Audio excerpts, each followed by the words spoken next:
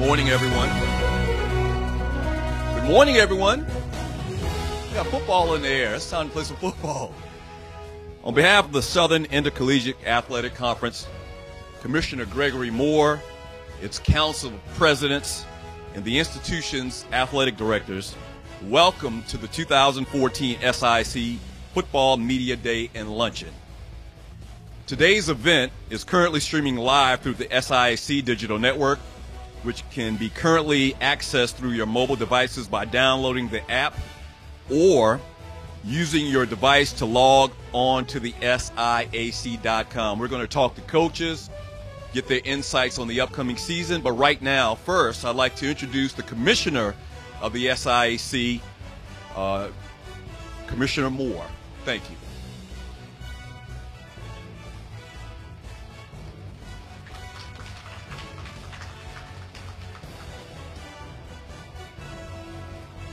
Thank you, Ryan.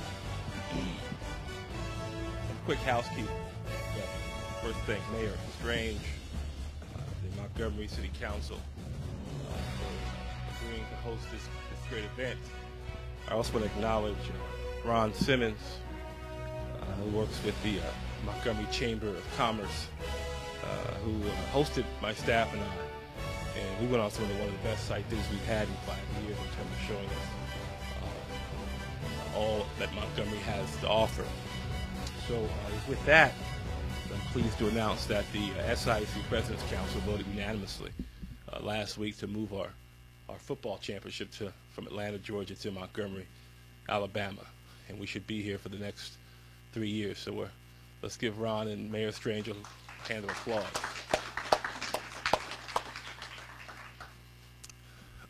I'm going to change. Usually I'm going to break from tradition. Usually I go into a summary of last year's football season, but my conscience has moved me to share some of my thoughts about what's going on in college sports right now. It'll be very brief, but I feel like someone has to say some things that have been unfolding. Right now we are in a time of upheaval in college sports. We have an abandoned name and likeness lawsuit that's taking place.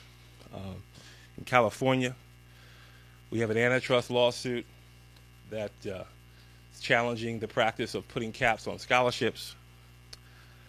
We have an NLRB decision in Illinois that's questioning the very status of and relationship of universities with their student athletes and questioning whether or not they are in fact employers, or universities are employers and student athletes are employees. But 2 weeks ago, NCAA President Mark Emmert, he testified before the Senate Commerce Committee for about 3 hours, discussing all of these issues and speaking to a whole bunch of issues. Next month, there'll be a vote on whether or not the Power 5 conferences, consisting of 65 high investment institutions, whether or not they will form almost a new division that gives them greater autonomy over their affairs. But I participated on a roundtable discussion, an HBC roundtable discussion last week, hosted by Bernard Franklin, Executive Vice President of NCAA. And one of the comments in the room was that there's been no discussion about black colleges. During President Emmert's 3-hour discussion in Congress, no mention of historically black colleges and the impact that all these reforms and seismic changes may have on historically black colleges. And I got to tell you, I'm troubled by that. For a couple of reasons. First and foremost, folks talk about diversity, and people profess to believe in diversity. No one has mentioned in the context of all these discussions that historically black colleges and universities remains the single most important repository of diversity in intercollegiate athletics. That's a fact. Even though we make up only 5% of the NCAA's over 1,100 members, we provide 40% of the head coaches, football coaches. Even though we make up only 5% of the member institutions, we provide 50% of the athletic directors. Even though we make up only 5% of the member institutions, we provide almost 90% of the commissioners. And I suspect that if you did an examination of all the different administrators, from trainers to SWAs, women's basketball coaches, etc., you'll find that historically black college provides the lion's share of diversity in college sports. So it's critically important to, in my view, that if you believe in diversity, which everyone professes to believe in, then you have to believe in protecting and exploring what all these changes, how they will impact historically black colleges and universities. So again, I just think these are things that we need to talk about, and there's some cost-neutral steps that can be taken. The NCAA passed a APR exists at Division I. There's been discussion about it coming to Division II in terms of graduation rates. Black colleges were sanctioned more than any other group of colleges. But to Dr. Franklin's credit, he pushed for and received a special pilot program that set aside about $4 million that gives about $300,000 a year to 6 HBCUs at the Division I level to help them with their academic support. The program works. Tennessee State, Jackson State, they've moved all of their school programs. None of them are facing APR sanctions today. So that proves that APR and some of the graduation struggles that some of our schools have struggled with, it's a resource issue, simple. So my thinking is that that program should be made permanent. It should not be a pilot program. It should be a permanent program, and it should be expanded. Secondly, another cost-neutral thing, proposal. Many of the Power 5 conferences, some of them share footprints with our conferences. There should be some, to the degree that we are the single biggest repository of diversity in NCAA college sports, there should be some cost-neutral mentoring, best practices sharing that takes place amongst the conferences where we share a footprint. There's already some informal cross-pollination taking place. Tony Green, who's currently an SEC official, recognized widely as one of the best officials in the country, who officiated 2 years ago the Final Four, he got a start in the SIAC. He's currently the SIAC supervisor officials. Leon Douglas, an All-American basketball player, I think number 4, number 5 pick in the NBA draft, he got at Alabama, got to start coaching at Stillman College. E.J. Jr., a top 4 pick in the '81 NFL draft, another All-American from Alabama, he got to start in the SIAC. So there's talent flows both ways. My suggestion is that we institutionalize it and make it a formal program where Division I power conferences are helping and nurturing some of the HBCU conferences. I believe the gap between the haves and have-nots is growing to the point where it's becoming alarming. When you have the average payout at a Power 5 conference school exceeds by 50% the top-line revenue of all the HBCU conferences combined, that's a problem. I'll repeat that. When the average payout to an individual member school at the Big Ten, the SEC, the ACC, the Pac-12, when the individual payout is larger than the total revenue of all the HBCU conferences combined, that's a problem. That should be discussed. No one's talking about it.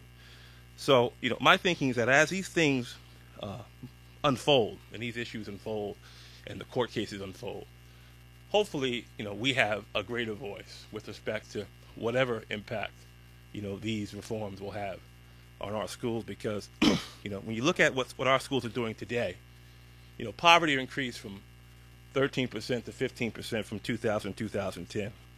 64% of that increase occurred in the South, which is where our schools are. And what are our schools doing? They're providing jobs and educational opportunities, which just happen to be the 2 biggest combatants of poverty in the country. So I would just remind, our big brothers at the high investment institutions that we're here. We're more important than we've ever been. Our coaches and our athletic directors and all of our stakeholders do a phenomenal job of neutering and nurturing and young leaders and scholar athletes, and hopefully hopefully at some point that's the thought leaders in college athletics appreciate that fact, and we can begin to have a greater role in some of these reforms that are taking place. So with that, we're going to get on to more fun business. And Ryan, thank you for hosting once again our conference. Thank you. Thank you, Commissioner Moore. Right now, we're going to proceed with the program, and we're going to talk with or have Mr. Ron Simmons with the Montgomery Convention and Visitor Bureau come up and say a couple of words. Mr. Simmons.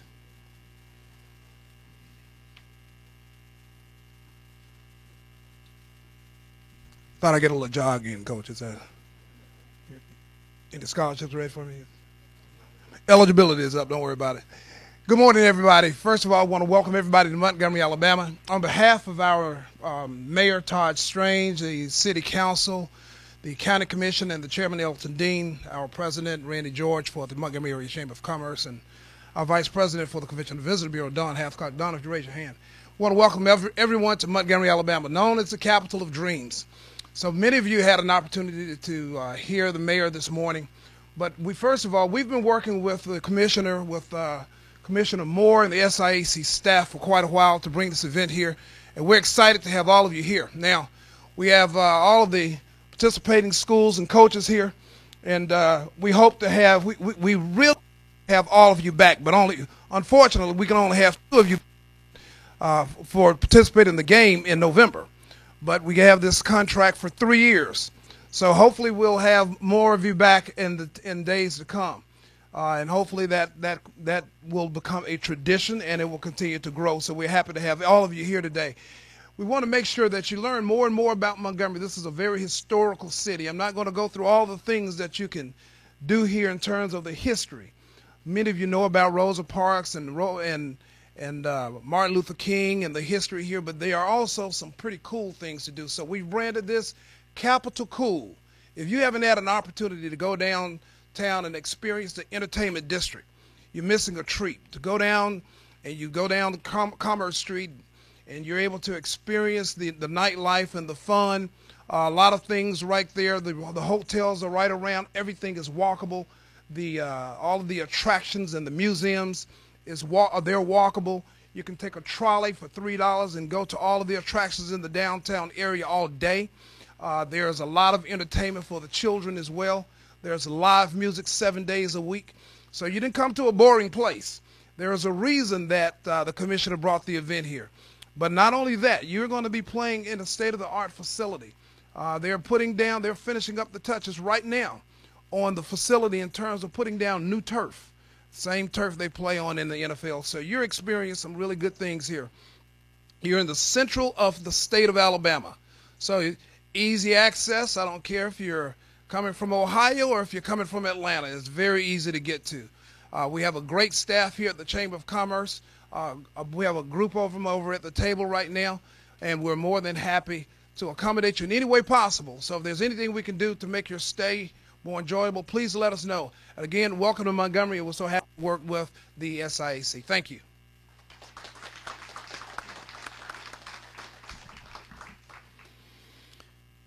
Thank you, Mr. Simmons. And at this time, we would like to formally introduce today's guests, the league's head coaches, as you see behind me, starting from here with the West Division.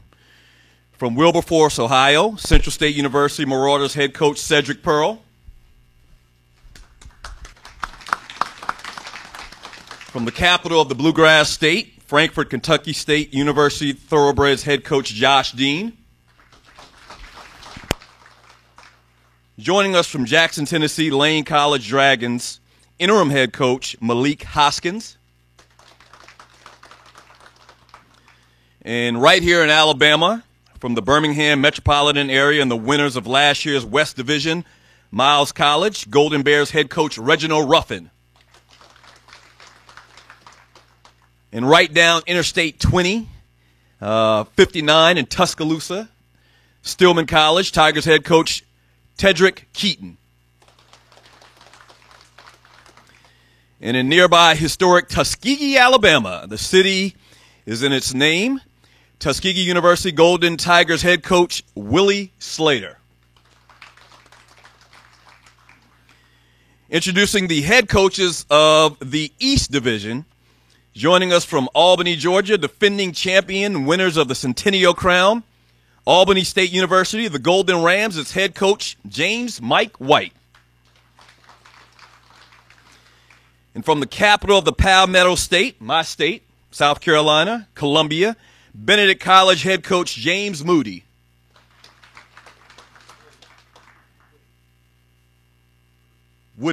James Woody, I'm sorry.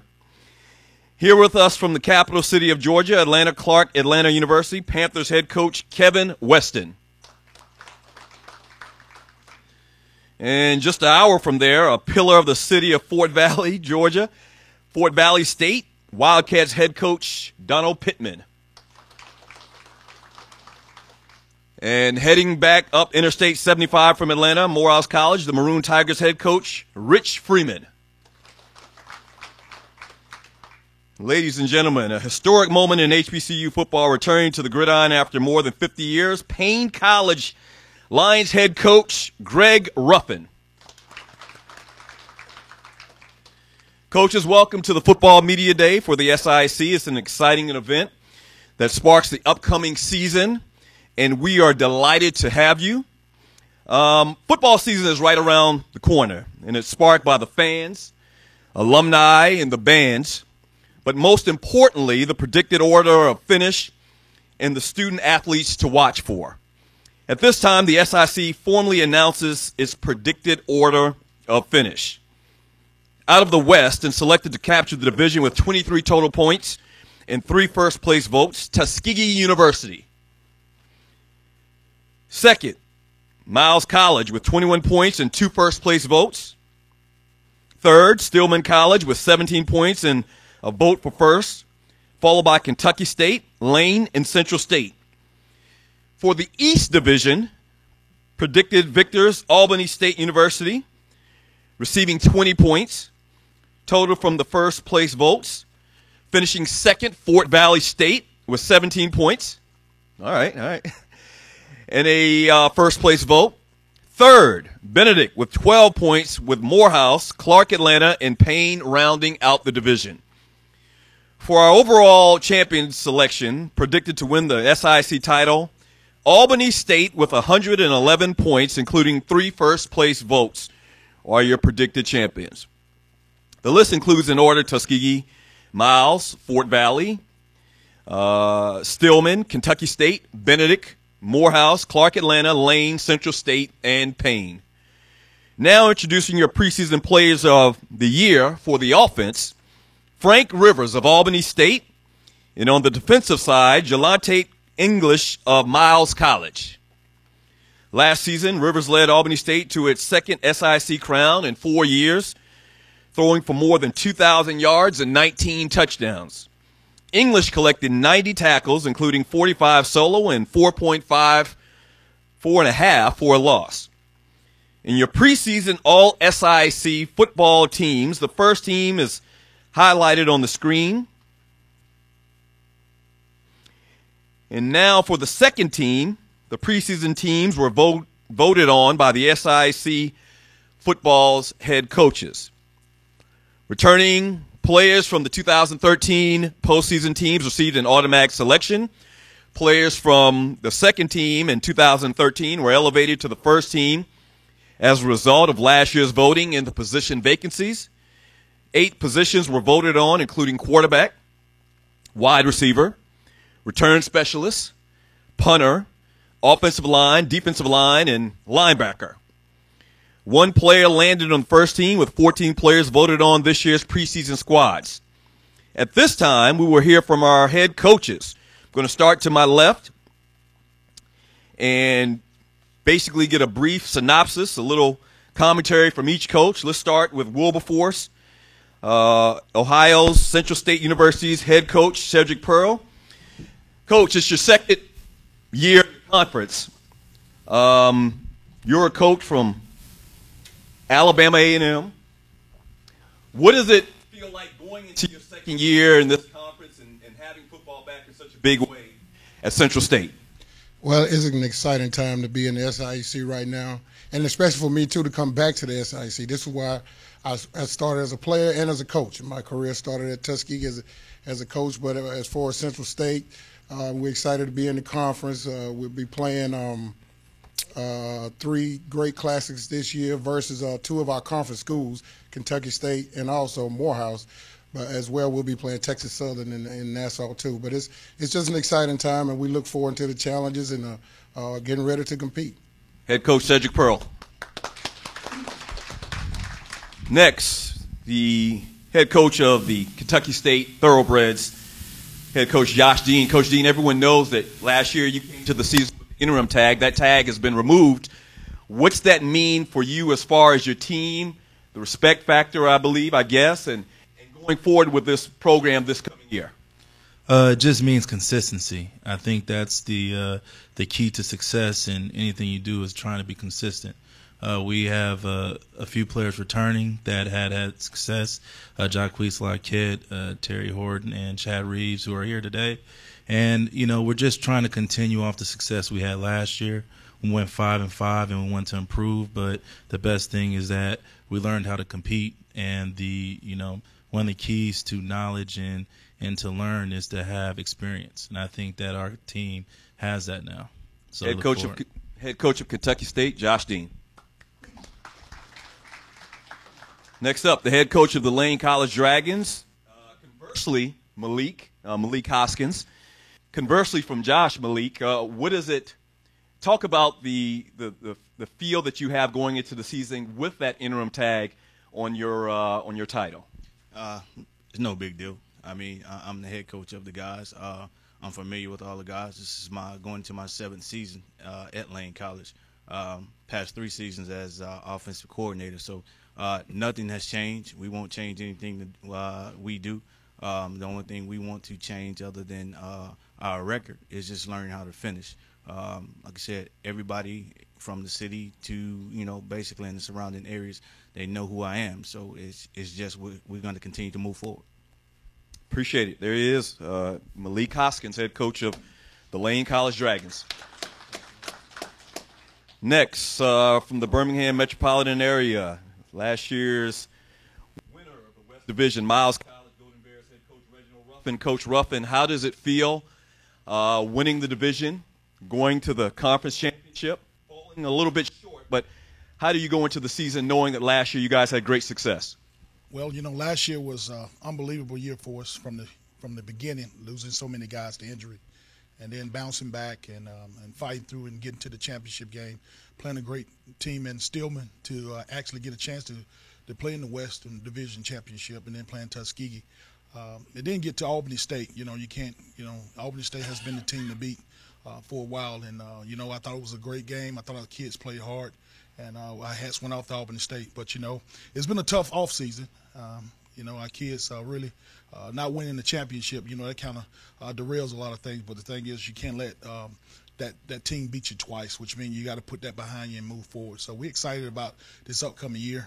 We got a lot of guys coming back. This is our senior class, guys that actually started my first year as head coach there as freshmen, and now they're seniors. So this is that senior group, and so we're excited, and we just got to put one foot forward and give an opportunity to play a good football game this year. Talk about that championship game. I mean, losing in dramatic fashion. We all know what happened. How do you bounce back from that? What do you say to your kids? Well, you take Albany State. That game was back and forth from start to finish, and everybody was in their seats, and the ball could have bounced here or there, for either team. Just so happened, Coach White had that rabbit foot in his pocket, and the ball bounced his way. So we just got to get up and put that behind us and move forward. We can't let that team beat us twice. So it's no excuses. That's our motto: bear down, no excuses. And do your job. 17-14. Miles College Bears head coach Reginald Ruffin. And Stillman College head coach Tedrick Keaton. You got your quarterback back from last year. Was tearing the league up early. Got injured, and we're talking about Josh. Talk a little bit about coming into the season and having your guy back. It's always exciting to have your guy back, but I believe in all of my players regardless of who play in the position. We try to not to focus on individuals. We focus on the team effort. This year we done a great job for the last 3 years. We've had 3 straight winning seasons there. I don't know the last time Stillman's had that. We were 2 points away from being 8 wins this year. I think the conference has gotten so strong that every week you got to come prepared to play football. I agree. We got to learn how to finish. I think Josh is a great, tremendous quarterback, and I think he comes back as well as he's been playing, he'll burn up just like he's been doing. I believe in him all the way. There he is, head coach of Stillman College, head coach Tedrick Keaton. Coach Willie Slater, the head coach of the Tuskegee Tigers. Tuskegee's in the business of winning championships. I'm sure everybody is, but Tuskegee definitely is. You guys had a great record last year, 8-2, but fell a little short. Miles College in dramatic fashion as well. What do you say to your kids coming to the season, and what are the expectations? Well, Tuskegee, of course, the expectations are always high. So, but talking to our players, we didn't end up like we wanted to end last year. We had we started off with a really tough schedule, six games on the road at the beginning of the year, and I just thought it took its tolls on us there at the end. But not taking anything away from the teams that we played, Coach Ruffin and his group did a great job against us. And then, of course, we got to play back up at my school that I coached at for several years, University of North Alabama. We ended up losing by 3, but we ended up losing, and that's not a good feeling. But I'm excited about this team. I think we have a group of young men that really has worked their tails off in all season, and they feel like they're going to have a good team. So if they feel like we're going to have a good team, then I think we'll be okay. Willie Slater from Tuskegee.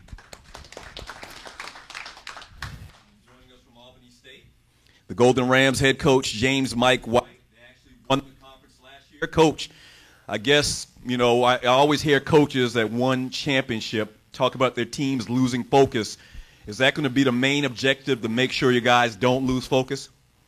I don't think so. I thought last year we just did it. I thought we maxed out. I thought we played well early in the season, but played some good football, but just couldn't finish in the fourth quarter. And I thought we put it together right there at the right time and finished the last 5 games on a really, really strong winning streak that kind of carried us into the offseason. So I think losing focus won't be a problem for the Rams. Appreciate it. James White, Albany State. Now, Coach James Woody from Benedict College in South Carolina is your third-year coach. How do you take Benedict football to the next level? Well, right now, we're trying to get there, and I think it's going very well. Going into the third year, the last 2 years, it's been like a learning experience for us, a growth period. Right now, we feel real good about where we're at right now with some recruiting. Got a lot of young guys coming back and got some continuity there. So hopefully we can put it all together and try to finish this season. There he is, head coach James Woody of the Benedict College Tigers. And from Atlanta, Georgia, the Panthers head coach Kevin Weston. Coach, you don't pass a lot. You've got a very young team. Montarius Taylor's coming back this year. Is that what you're going to build your offense around and his strengths? We're going to build it off of just being good at all 3 phases, but we're definitely going to be offensively make the main thing we'd be able to do as our backbone of our offense is be able to run the football. Appreciate it. Head coach Kevin Weston from Clark, Atlanta. Wildcats head coach Donald Pittman. Not a normal thing for you guys last year for Fort Valley State. Tough season. How do you right the wrongs and get everything going in the right direction, Coach? Yes, we was 4-6 last season, and we was very disappointed. But we do have a very good defense like we did last year. We have 3 impact players returning on defense, and we have LaRon Furr, Bernard Little, and Kelsey Lewis. They'll be the ones we build around. But we will have a strong defense. The weak point about our team is the offense has been that way 3 years. We haven't had a good offensive line. We have 2 good offensive linemen returning, and we added about 5 more, so hopefully we'll be better up front. This is the first time since I've been at Fort Valley State, but the second time that we had a quarterback that actually played in the spring, Malcolm Eady. So we're expecting a lot out of our team. We should finish strong. We anticipate finishing strong. Pittman, Fort Valley State. Morehouse College head coach Rich Freeman in his 8th year. Coach, you're one of the most tenured coaches in the conference, and the most tenured coach in the conference, except for Coach White, second most tenured coach in the conference. Talk about last year's season and the imprint that you have with the team being there so long, and what you're trying to implement to also take your team to the next level. Well, one of the things that we've been successful with, myself and some of my colleagues that I trained under for 10 years, has been going to programs that were in shambles or not having success and then getting them turned around. And we've been very successful over the years at doing so. And this is unfamiliar territory for myself because I would be trying to turn around something that we as a coaching staff were responsible for. So it's definitely going to be a challenge for us, but we're looking forward to meeting it head on, and happy to be here in Montgomery, a place where I worked for about 4 years, and happy to have Shelton Hamilton that's going to be one of the guys that's going to help us in that effort. 2 years ago, he had to deal with one ACL tear and an MCL tear, and then last year he had to deal with both scares. So we're finished with the tear and the scare last year, looking for him to have a breakout season and carry this football team and get it back to prominence. Morehouse College. And last, we talked about it a little bit earlier, Payne College head coach Greg Ruffin. First year in the conference. You guys played club football last year in preparation.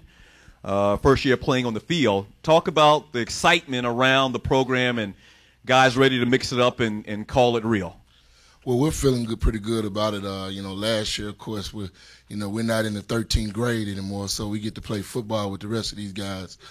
And, we just, it's one way to go but up, is we're picked last, and we understand that, but we just want people to know that, when you come to Augusta, we do more than golf there. So we got some guys that's ready to play football. We won't be your average first-year program. We got some older kids on our football team, and we're gonna be ready to play when we hit the field.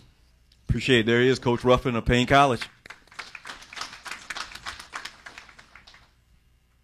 Returning players from the 2013 postseason teams received an automatic selection. Players from the second team in 2013 were elevated to first team as a result of last year's voting and the postseason vacancies. Coaches, we thank you for sharing your season outlook. As we know, the football championship is right here in Montgomery at the historic Crampton Bowl. Here's a preview of what to expect the SIAC championship on November 15th at Crampton Bowl in Montgomery, Alabama. See you there.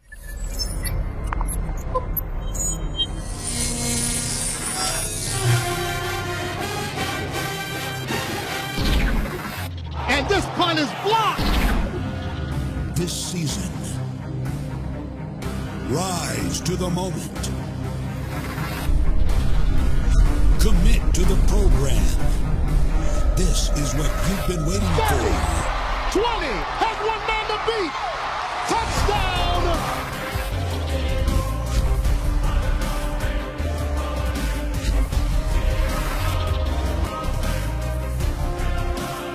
All senses sharpened. All records will be shattered. A clash of titans. Failure is not an option. This year, we'll rewrite history. All right. All right, that concludes the stage session of Football Media Day. I'd like to take this time to thank the Doubletree by Hilton, the City of Montgomery, Mayor Todd Strange, and the Montgomery Area Chamber of Commerce and Visitors Bureau. As you know, we're going to talk to other folks, the coaches in the back rooms, and have personal interviews. We'll also have some time where you can talk and have questions with those coaches. So once again, thank you, and more to come when we return.